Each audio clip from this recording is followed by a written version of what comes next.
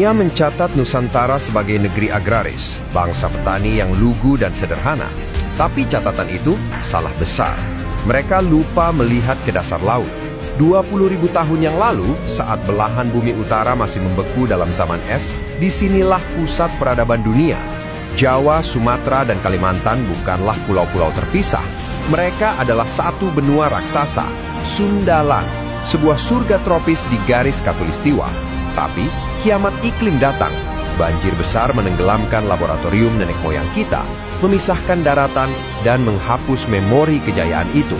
Yang tersisa hanyalah kita, para pengungsi yang bertahan hidup di puncak-puncak gunung.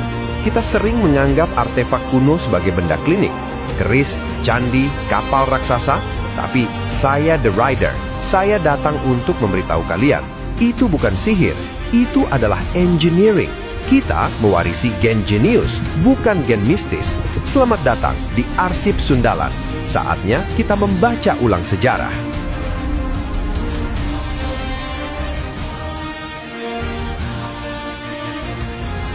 Babak pertama, monster lautan. Jika kalian berpikir nenek moyang kita hanya berlayar dengan perahu cadik kecil, kalian sedang dihina oleh sejarah. Pada abad ke-16, ketika pelaut Portugis pertama kali melihat kapal dagang Jawa di Malaka, mereka gemetar. Mereka menyebutnya The Leviathan, raksasa laut. Kapal Jung Jawa bukan sekadar alat transportasi, itu adalah benteng terapung. Catatan Gaspar Korea menyebutkan bahwa kapal ini begitu besar hingga kapal andalan mereka, Flor de la Mar, tampak seperti sampan di sebelahnya. Bayangkan, sebuah kapal kayu seberat 1.000 ton. Kulit lambungnya terdiri dari 4 lapis papan kayu jati yang tebalnya 0,5 meter. Meriam Eropa tidak bisa menembusnya. Peluru meriam mereka hanya memantul seperti kerikil. Dan ini yang jenius. Mereka tidak menggunakan paku besi yang mudah berkarat. Mereka menggunakan pasak kayu. Teknik ini membuat kapal menjadi fleksibel, menyerap energi ombak, bukan melawannya. Lalu lihat layarnya. Layar tanja. Berbeda dengan layar kotak Eropa yang kaku, layar ini miring dan aerodinamis. Ia bisa menangkap angin dari samping, membiarkan raksasa ini bermanuver lincah melawan arah angin. Ini bukan sekadar perahu. Ini adalah kota terapung yang bisa membawa 1.000 orang dan perbekalan untuk 1 tahun. Tapi kenapa kapal ini hilang? Karena VOC tahu, selama raksasa ini ada di laut, mereka tidak akan pernah bisa memonopoli rempah-rempah. Mereka memusnahkannya dan melarang pembuatannya. Kita dipaksa lupa bahwa kita pernah menjadi raja samudra.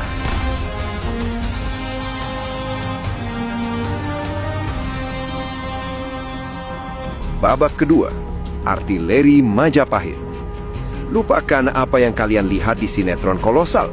Majapahit tidak menaklukkan Nusantara hanya dengan keris sakti dan ilmu kanuragan. Mereka melakukannya dengan ledakan. Perkenalkan, Chatbang. Dari mana teknologi ini berasal? Mundur ke tahun 1293. Saat tentara Mongol Kubilai Khan mencoba menginvasi Jawa, mereka membawa teknologi bubuk mesiu Cina. Raden Wijaya mengalahkan mereka, mengusir pasukannya, tapi menahan insinyur-insinyurnya. Inilah momen reverse engineering terbesar dalam sejarah kita. Kita mengambil teknologi musuh dan menyempurnakannya. Meriam Eropa dan Cina saat itu adalah tipe muzzle loading, masuk dari depan, tumbuk, lama, dan berbahaya. Tapi insinyur Majapahit mengubahnya menjadi breech loading, isian belakang. Pelurunya dikemas dalam tabung selongsong logam atau cartridge. Tinggal masukkan, kunci, tembak. Ganti selongsong, tembak lagi. Ini memungkinkan rapid fire. Dan lihat mekanismenya. Chatbang dipasang pada garpu putar atau swivel. Ia bisa berputar 360 derajat, menyapu geladak musuh dengan lincah. Ada yang laras tunggal, ada yang laras ganda. Bayangkan kapal Jung raksasa dipersenjatai puluhan meriam ini. Ini bukan pertempuran laut, ini pembantaian. Kita sering dianggap bangsa yang damai dan mistis. Salah, kita adalah Gunpowder Empire. Bangsa yang menguasai metalurgi perunggu untuk menciptakan mesin pembunuh massal.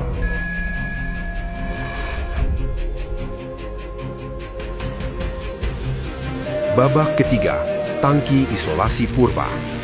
Kita tinggalkan api dan mesiu. Kita masuk ke misteri batu yang sunyi. Lokasi Lembah Bada, Sulawesi Tengah. Di tengah hutan yang lebat, tersebar ratusan tong batu raksasa yang disebut Kalamba. Buku sejarah bilang ini adalah tempat mandi bangsawan atau wadah penguburan. Tapi bagi seorang insinyur, penjelasan itu konyol. Perhatikan materialnya. Ini granit, salah satu batu terkeras di bumi. Skala Mohs 7, jauh lebih keras dari besi. Bagaimana orang zaman batu memahatnya sehalus ini, tanpa mesin bubut, tanpa diamond cutter? Lihat presisi lingkaran dalamnya, sempurna. Dindingnya rata dan simetris. Jika ini tempat mandi, kenapa tutupnya, batu solid seberat 5 ton, dibuat begitu rapat dan berat? Siapa yang mandi lalu menutup dirinya dengan batu seberat itu? Kecuali fungsinya bukan untuk mandi, tapi untuk isolasi. Bayangkan sensory deprivation tank, atau lebih jauh lagi, stasi sport, wadah untuk mengawetkan materi organik atau penyembuhan seluler dengan cairan khusus. Dan lihat patung-patung yang menjaganya. Wajah mereka aneh, mata bulat besar, tubuh lurus tanpa lekuk. Ini bukan wajah etnis lokal. Ini wajah yang sama dengan Moai di Easter Island yang terpisah ribuan kilometer samudra. Apakah ini fasilitas medis global yang ditinggalkan? Sebuah rumah sakit untuk para raksasa yang menunggu waktu untuk bangun?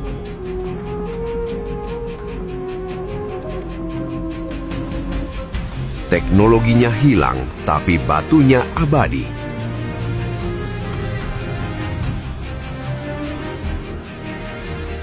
Babak keempat, metalurgi bintang. Jika kalian berpikir keris itu sakti karena ada isinya atau jin di dalamnya, matikan kemenyan kalian dan nyalakan mikroskop. Ini adalah puncak rekayasa material di bumi.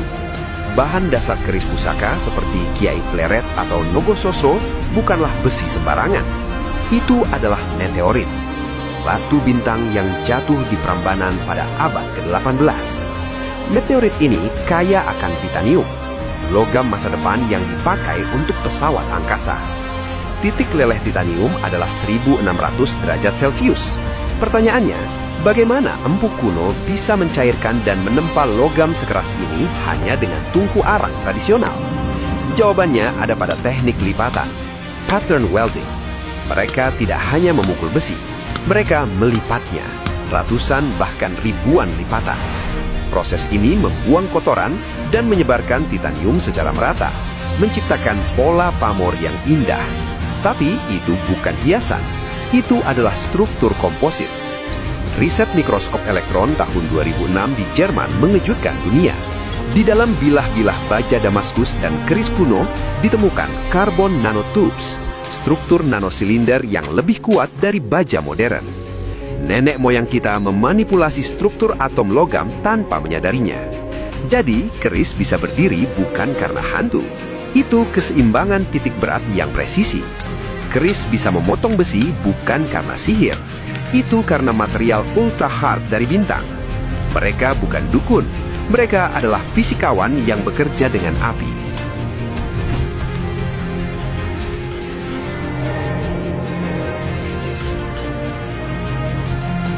Babak kelima, bengkel dewa. Kita tinggalkan keris. Kita menuju ke tempat pembuatannya. Lereng Gunung Lawu, 1100 meter di atas permukaan laut. Di sini berdiri Candi Suku. Dan saat kalian melihatnya pertama kali, kalian akan bertanya, apakah saya masih di Jawa atau saya sedang di Meksiko? Bentuknya adalah piramida terpotong, truncated pyramid, sama persis dengan piramida suku Maya di Chichen Itza. Padahal mereka terpisah Samudra Pasifik dan ribuan tahun sejarah. Apakah ini kebetulan? Bagi matematikawan, tidak ada kebetulan yang sepresisi ini. Ini adalah desain fungsional. Tapi misteri terbesar bukan pada bentuknya, melainkan pada reliefnya. Perhatikan relief di sebelah kiri gerbang.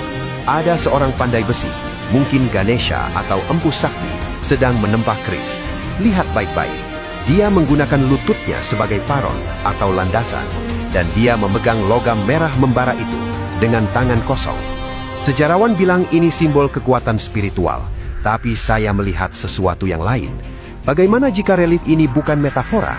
Bagaimana jika ini adalah dokumentasi teknis? Bayangkan sebuah sarung tangan medan gaya atau force field gauntlet. atau manipulasi thermal yang memungkinkan insinyur kuno menyentuh plasma tanpa terbakar. Candi Sukuh bukan tempat ibadah biasa. Posisi astronominya mengarah tepat ke rasi bintang tertentu.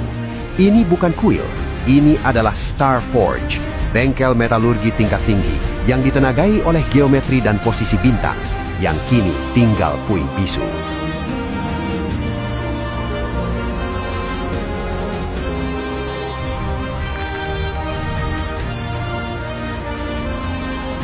Babak ke-6, senjata hidup.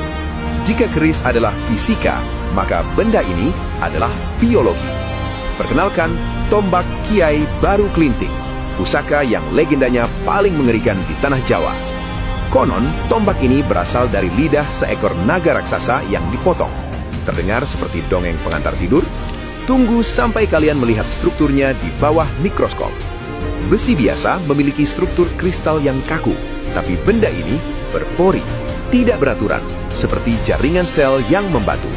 Ini bukan metalurgi, ini adalah biometal, logam organik yang tidak ditambang dari tanah, tapi dipanen dari bangkai makhluk megafauna purba. Dalam bahasa modern, kita menyebutnya kaiju. Bayangkan, nenek moyang kita tidak menempanya di api, melainkan merekayasa jaringan ini agar tetap dalam kondisi stasis atau mati suri. Itulah sebabnya pusaka ini diperlakukan seperti makhluk hidup. Diberi makan, disimpan dalam suhu tertentu, bukan karena ada hantunya, tapi untuk menjaga sel-sel biologamnya tetap lembab dan aktif. Dan fenomena suara dengung yang sering dikaitkan dengannya, itu adalah sonic resonance. Senjata ini bereaksi terhadap frekuensi tertentu. Mungkin dulu ini adalah organ penghasil suara dari sang naga, sebuah senjata sonik biologis yang bisa memicu gempa atau memecah batuan. Kita memegang potongan tubuh raksasa yang sedang tidur, dan pertanyaan terbesarnya adalah, di mana sisa tubuhnya yang lain?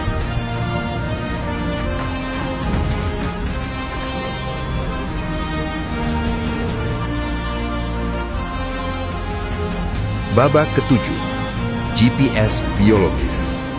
Kita sudah bicara soal kapal raksasa, meriam canggih dan rekayasa logam. Tapi teknologi paling mutakhir yang dimiliki nenek moyang kita tidak terbuat dari besi atau batu. Ia terbuat dari neuron. Perkenalkan, navigator Bugis, manusia dengan otak superkomputer. Sebelum ada GPS, sebelum ada kompas magnetik, pelaut Bugis sudah menjelajah sampai ke Madagaskar dan Australia. Bagaimana caranya?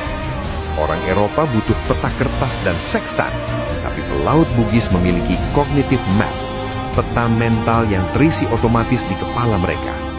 Mereka membaca laut seperti kita membaca buku. Perhatikan teknik membaca gelombang atau swell. Mereka bisa merasakan pantulan ombak dari sebuah pulau yang jaraknya masih ratusan kilometer di balik cakrawala hanya dengan merasakan getaran lambung kapal di telapak kaki mereka. Ini adalah oceanografi terapan. Malam hari, mereka punya bintoy, navigasi bintang yang presisi. Mereka tahu rasi mana yang menunjuk selatan dan rasi mana yang menandakan badai. Dan semua ilmu ini dikodifikasi dalam hukum laut Amanagapa abad ke-17. Sebuah algoritma pelayaran yang mengatur kapan harus berlayar dan kapan harus berhenti. Mereka membuktikan bahwa teknologi tercanggih bukanlah alat yang kau pegang, tapi otak yang kau latih. Kita adalah bangsa pelaut bukan karena kapal kita, tapi karena jiwa kita yang terikat dengan samudra.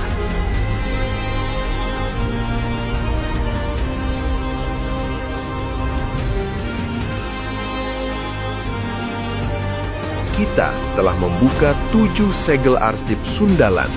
Dari monster lautan yang membuat Eropa gemetar, meriam yang menaklukkan cakrawala, hingga manipulasi atom pada sebilah keris.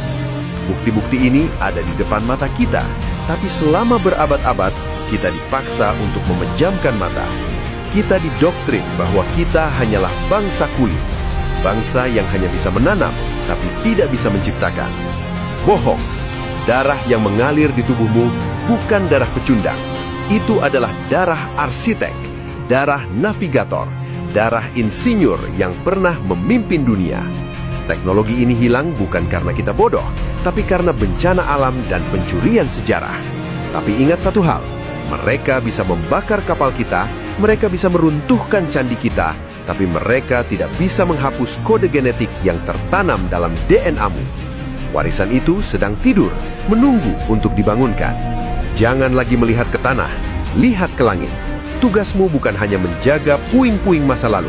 Tugasmu adalah membangun kembali peradaban itu. Saya, The Rider. Sejarah telah saya sampaikan. Sekarang, masa depan ada di tangan kalian.